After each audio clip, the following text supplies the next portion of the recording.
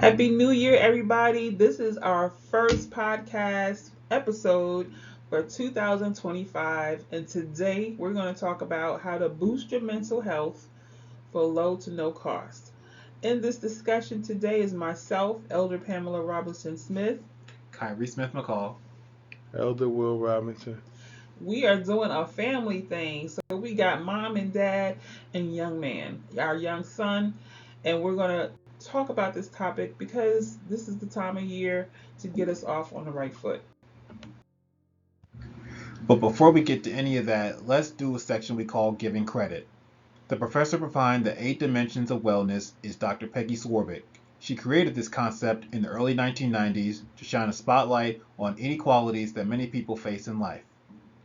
So today's conversation comes from the 8 dimensions of wellness. We're talking about intellectual wellness, which means we keep active minds, we expand our mindsets whenever possible, and mentally it's beneficial to understand diverse perspectives. But the other 7 dimensions of wellness include emotional, environmental, spiritual, physical, financial, social, and occupational. In addition, the article 4 Free Ways to Boost Your Mental Health in 2025 prompted today's discussion. The author of the article is Taylor Leamy. So, Will, what is your ideas or thoughts about that there's 8 dimensions of wellness? Do you think that's the truth, or you just think there's one level, overall level? No, I believe there's 8 dimensions of wellness. And I would say that because of the multitude of chapters in the Bible. If there was only one, then we wouldn't fully understand. So the 8 dimensions digs deeper, right? Yes. You agree? Yes. All right. Okay. So we're going to start on the good foot, so to speak. That makes me want to think of James Brown. That's exactly the reason why I use that. All right. New Year's resolution for mental well-being.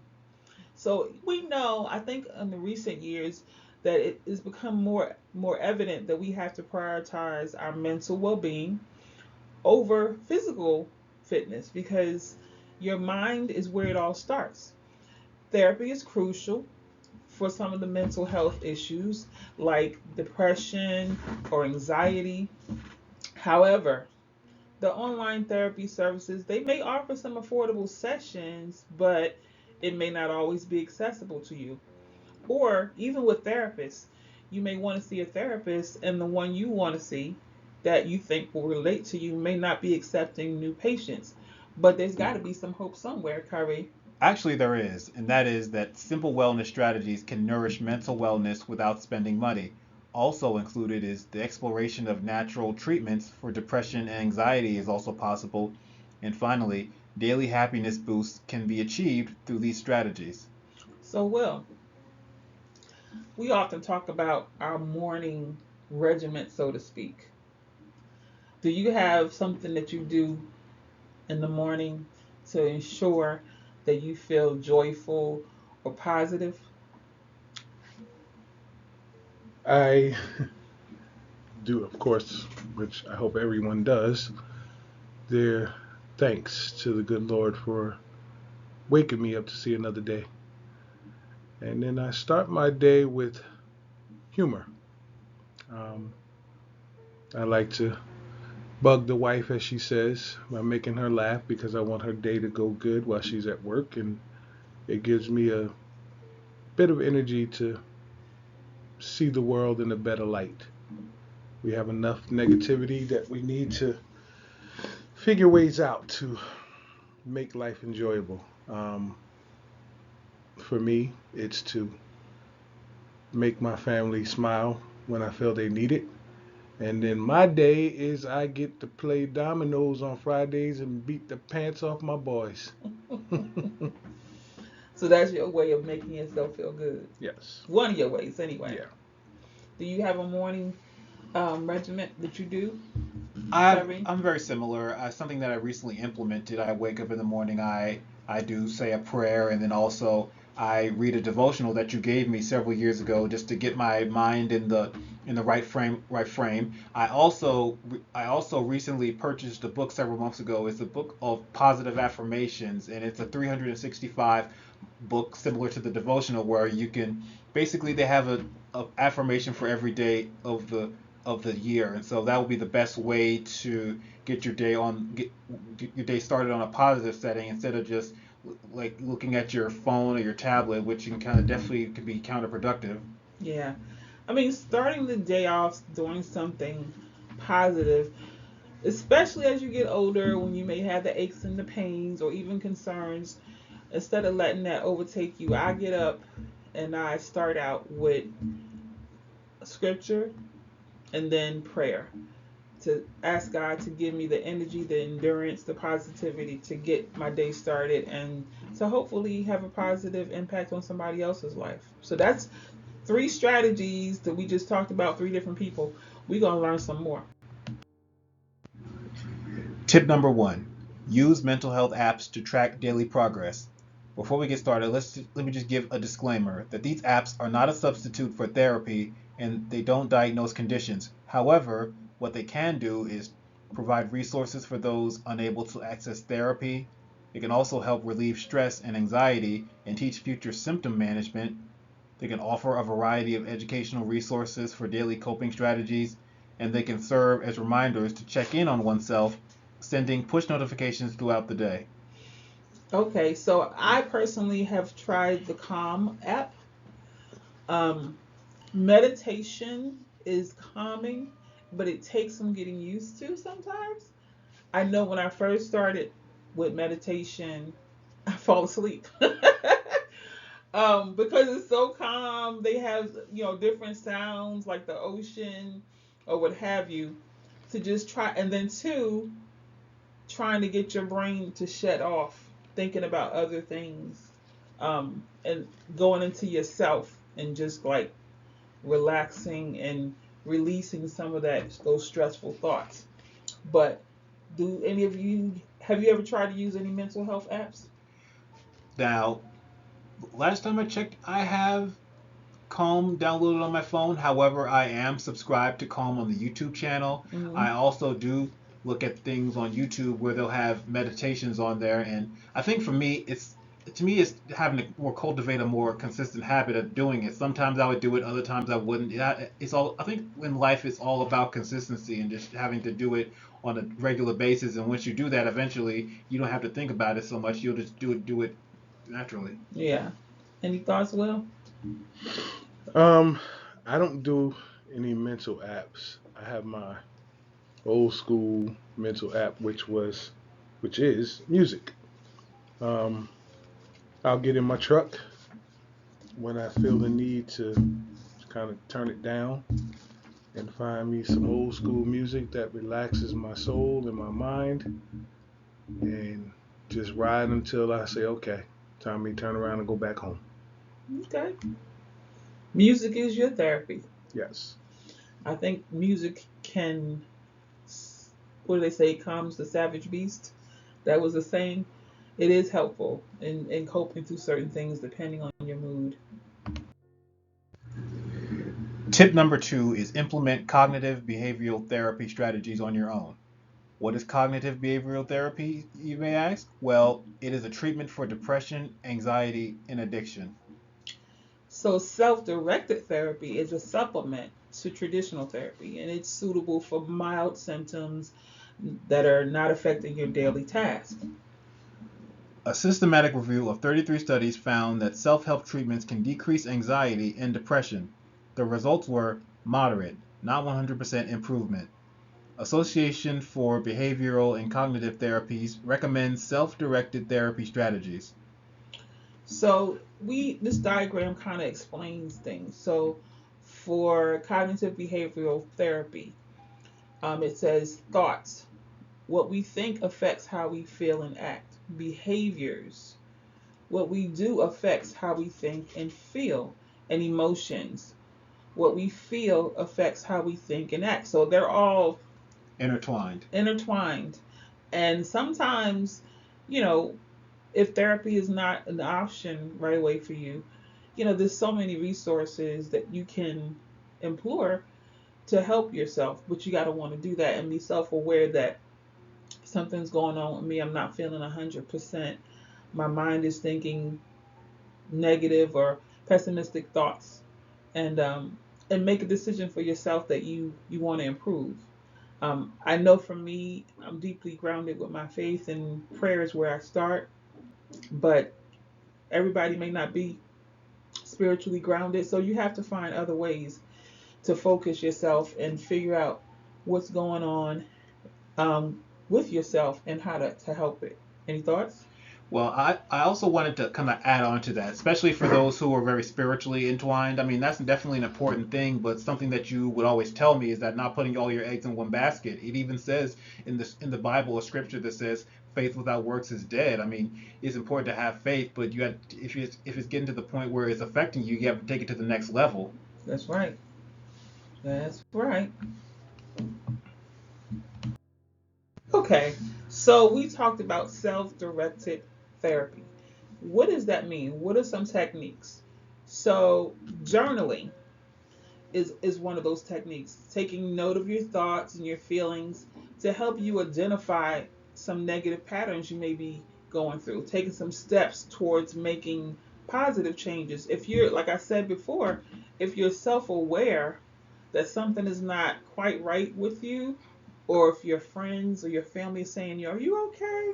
You know, maybe you're putting out some negative energy that you weren't aware of, and writing down your thoughts and feelings, particularly when you're not feeling 100% positive, can help get some of those thoughts out. Khary, tell us about the other two. The other two include guiding courses. Start with self-directed therapy by enrolling in guided courses or utilizing the National Alliance on Mental Illness Mental Health Education Directory for daily management methods. Also included is mental health apps. As we said earlier, many apps use CBT techniques to help with reducing anxiety as well as reducing symptoms. So, Will, have you tried either? We already talked about that you don't use any of the mental health apps. Have you tried any courses or journaling to help with your thoughts and feelings? The journaling, um, just because I felt the need to do so. Um, while I know these issues have come a long way since me being Kyrie's age, um, I'm kind of still a little bit stuck in the old school ways of things, which is to try and solve the problems yourself. Um, it's helpful with the journaling, but it can sometimes be you need that person or persons to talk to who are outside of whatever the situation is. And I'm not always recommending a doctor because, I look at it and say that's what they get paid to do. So Mm-hmm. they're really not attentive to my needs at that moment. Not to say all of them are that way. So the journaling helps. Definitely having the faith helps. And at the end of the day, sit down and just think about what caused you to get to that point. I mean, I've experienced the effects of depression, having gone through some issues myself with health and made me question myself. And then I have family who pulled me up out of it, and I have the good Lord Himself who definitely gonna pull me up out of it. But it's not an easy process. It just depends on how much you want to put into it and how strong you believe in your faith. Okay. Tip number 3 is stay connected to others. Connecting with others can provide meaning, purpose, and reduce loneliness. Group therapy or support groups led by mental health professionals can be available for low to no cost. Sharing feelings and experiences with friends, family, or strangers is essential. Pets and animals can reduce stress and anxiety levels. Another way is volunteering at local animal shelters or humane societies. Fostering or pet sitting animals can also improve mental health. or use the Substance Abuse and Mental Health Services Administration website for community resources. So it's funny that I read the pets bullet, um, because I am a pet owner, and I was given um, my doggy Rufus by my husband as a means of grief therapy. He Animals tend to provide unconditional love if you give them love. And I think both me and Rufus rescued each other. He came from a not so nice home, and I was going through the grief of my mother. So it was convenient. It was a good convenience. It was a gift that I didn't expect that was helpful. Well, what were you thinking when you did that? To be perfectly honest with you, um, when I saw Rufus, my thoughts were instantly, and I say this with no intervention other than the good Lord's, was you did all you can do. I'm sending you someone else or something else to help you. I watched uh, Pamela go through it, and I supported her as much as I could. But having lost my father, um, I knew it wasn't a process to easily come to terms with. So Rufus was supposed to have went to my mother, who decided at the last minute she couldn't do a dog anymore. And when Pam pulled up, I had Rufus in my arms and I said, "You're taking him home, no questions asked. He is going to be your new support system." Kyrie, I know that you're not a big fan of animals and pets. Other things that we talked about, staying connected. What are your thoughts about some of the tips that we just discussed? I mean, connection is very important. The fact is, it's not wise to go through something by yourself, whether it be friends, family. It's important to maintain relationships with people, instead of, even in certain cases, let's say if people who will, let's say if you're in a certain mindset, somebody who actually hold you accountable and call you out, especially when you're going too far with something, because sometimes people can be all in their heads a lot, and sometimes you need an outside person saying, look, you're not being productive with this. It's like to kind of keep you straight. Keep you moving forward. I like it. And finally, tip number 4 is practice mindfulness and meditation. Meditation is a practice with thousands of years of history, and it has gained popularity as a stress relieving tool. It aids in managing thoughts and emotions effectively. It may reduce your feelings of being overwhelmed. It improves your mental health, along with some breath work techniques like deep breathing. It can reduce stress, alleviate depression or anxiety symptoms, and it could even help with your sleep.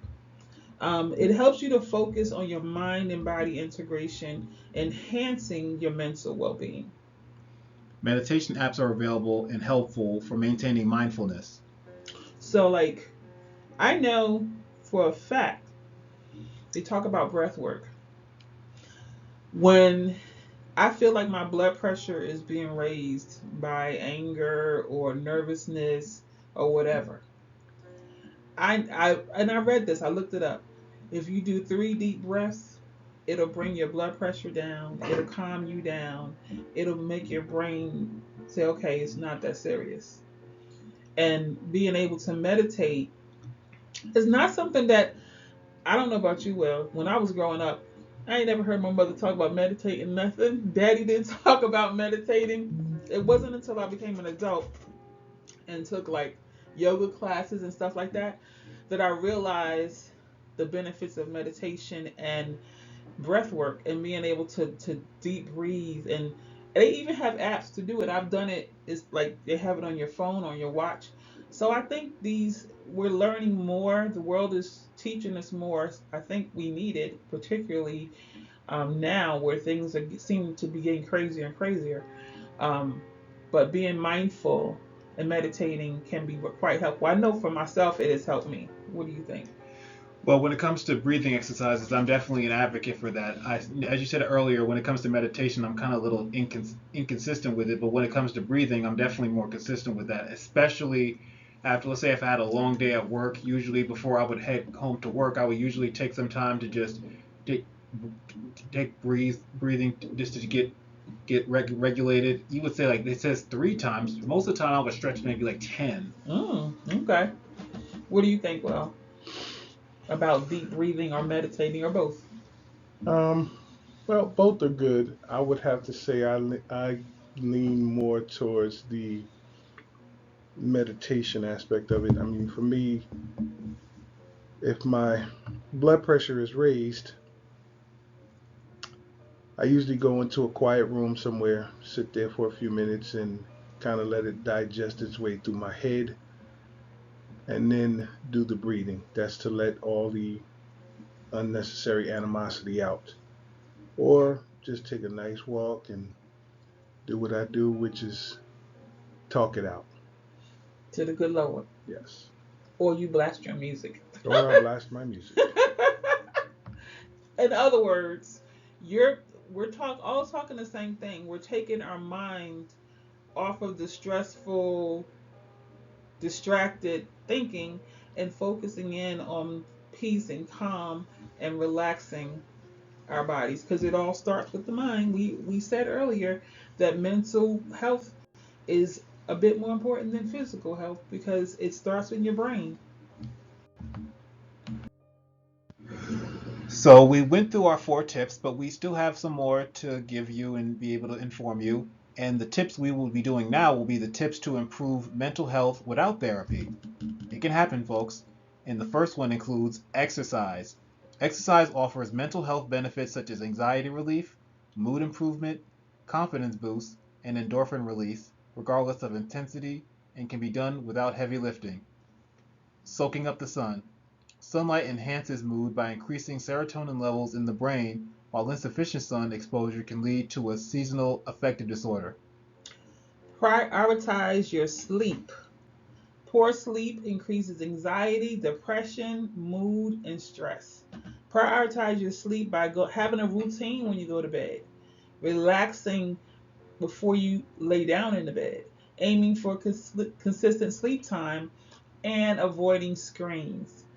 Take a step back from social media.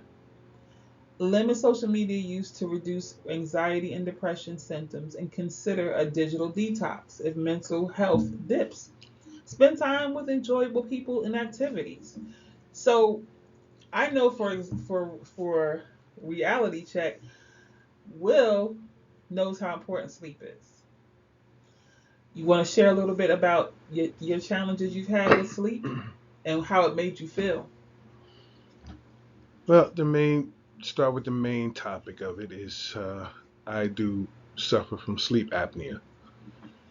There was a time ago, maybe a month or so ago, where my body was so messed up to the point where it recognized daytime as night and nighttime as day. So, meaning I slept 8 to 9 hours during the course of the day and was up the remaining part of the night. So, when you all were getting up going to work, I was laying down trying to go to sleep. Um, I've since gotten it under control, but it took my own method. The medications that they were trying to give me was not working. So I had to once again go old school, which was stay up for 24 complete hours without sleep. Force my body to stay up until it was decent time for me to go to sleep, which was around 9:30, 10 o'clock at night. In a matter of hours, I snapped that cycle. You definitely want to get sleep because your body will not function without it. I don't care what age you are. I have the blessing of being 56 years old at this point, and when I don't get at least 7 hours of sleep, waking up in the morning is a complete nightmare. So please get the sleep your body wants. Thank you. And Kyrie, I know that you are not a huge social media user. Is there a reason for that? Interesting that you brought that up. I don't use it in a traditional way, but I have a tendency to what is commonly known as doom scrolling. Just sometimes you just scroll whatever you do, and then sometimes I catch myself and I realize why am I doing this? It's like it's I'm trying to improve on that and a lot of irrelevant stuff, and like why do I keep doing that? And one thing I've recently done is at least on my phone, there's a function where you can either uninstall an app, or you can just hide the app. And so what I did was just hide the app. So I still get notifications, but at least it's not right in front of me. So like at least I'm not staring at it dead in the face. And so some things like that. You're not wasting your time on some of the mindless information that's on social media. Not to say that it can't be good, but a lot of mindless information is posted on social media, and you definitely have to monitor it so it doesn't consume you. In the quest to better oneself, there are moments where we try all we can, but there are some instances where we have to see a therapist to try to make progress. And some of those ways to do that is self-directed therapy and well-being tactics are useful, but not the sole solution. Another way is face-to-face therapy is crucial for severe conditions. Now, insurance coverage for screening, psychotherapy, and counseling may vary, but many plans do include mental health coverage for in network therapists. I think that going to see a therapist is more acceptable and less taboo nowadays. And Will, you can attest to this. When we were coming up, the only people that went to see a therapist were people that were crazy or that were labeled crazy. And we learned now that we're more in advanced age that that's not true. Therapy, I heard it often called a checkup from the neck up. So you're getting your brain checked out. If you can get a physical for your body to see how things are going once a year, then you can go to a therapist to see how your head, your thinking, your brain, your mental capacity is doing. If you, and especially if you have the coverage, and especially if you're experiencing some severe symptoms that relate to mental health. What do you think, Will? Um, I'll agree with what you're saying. It really depends on a person taking responsibility. The Well, I'm going to keep it honest. We all know the insurance companies are don't always have our best interest at heart. It's about money for them at the end of the day. So you have to be mindful of whom you're sharing your inner thoughts and inner feelings with, because at the end of the day, that's where a lot of the mental illness comes from. We don't talk to people. So something that might be as minute as dropping a quarter down the sewer and you don't know how to get it can turn into I just dropped $10,000 down that sewer because I didn't ask somebody for help. And that's for me where mental health, regardless if it's through an insurance company, a doctor, or just a common person who's willing to sit down over a cup of coffee or tea with you and listen and share something that could help you out. Okay. Do you have thoughts about seeing a therapist? It's all about, as he said, being taking accountability. It has to get to the point where you are tired of being miserable. You're sick and tired of being sick and tired. And you realize I'm ready for a change for the better. All right. So, therapist is not just for crazy people. It's for people that have concerns about their mental health and they want to get professional help to get better. And last but not least, continuing what we were just talking about therapy, there are low cost options when it comes to therapy, and those include sliding scale payments. Some therapists offer sliding scale fees. You pay what you can afford, which is based on your income. Not all therapists offer this, but many do. Low cost or free services. Therapists provide low cost or free counseling for individual and group sessions. If you live near a college or university, the graduate department may offer free or discounted sessions. So, there's also community health centers that assist individuals that live in the area for low to no cost. You can also look for local and online support groups. Some organizations and volunteers offer support groups for addiction, for grief, for parenting, for so many topics. There's so many groups that you can go to be able to talk about what's going on with your life and be able to hear other people's perspectives on the topic or some of the things that they've gone through, which make you rethink where your real issues lie. So it's resources out there, but you have to have a self-awareness and a willingness to seek them. Okay, so we have covered some very helpful information in a short period of time. But one quote that I wanted to share with you all: taking care of your mental health is an act of self love.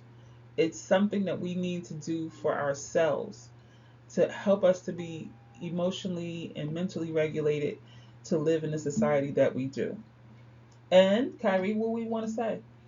We want to thank you for listening to this. Hopefully, what we give you were jewels, nuggets that you can take and help improve yourself for the coming year and then the years coming after that. Elder Will, any final thoughts? You always have something prolific to say. Now, just take care of yourself before you try to take care of others. That's a malfunction we as humans have. We tend to dedicate our lives to providing for everyone else and put ourselves on the back burners. So just remember to take care of yourself even as you're doing other people. All right. Because So go ahead. because in a sense, it's almost kind of like what Jerry Springer we used to say at the end of his episodes: take care of yourself and each other. Exactly. That's right. So this is our first episode of Faith at Work Messages podcast for 2025. And I'm appreciative and grateful for Khary, my son, and for Will, my husband. This definitely was a family affair today. If you like what you heard, please subscribe, share our podcast with anyone you feel like they could use some wellness tips and information. Our website and phone numbers on the screen. And I bid you farewell and God bless you.